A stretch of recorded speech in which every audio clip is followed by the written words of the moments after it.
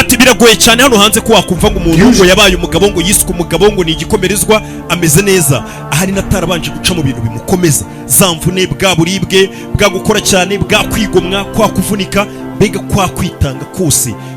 aribyo twita umubabaro ntago ari umubabaro kuvanga agahinda gakabijoya ariko ugomba guca mu bintu guhemukirwa kugambanirwa kwigomwa kugira ngo ukore cyane witwa umugabo nibo bagabo hano hanze usanga nucunga neza ukareba abantu bakomeye cyangwa se abantu bahambaye uzasanga ibyo bintu barabanje kubinyuramo bazi uburibwe bafite experience mu buribwe bafite impamyabumenyi yo kwigomwa yo kuvunika yo gukora cyane yo kwitangira abandi yo guhemukirwa ibyo byose barabimenyereye niba usanga umuntu yarabaye umugabo nyamugabo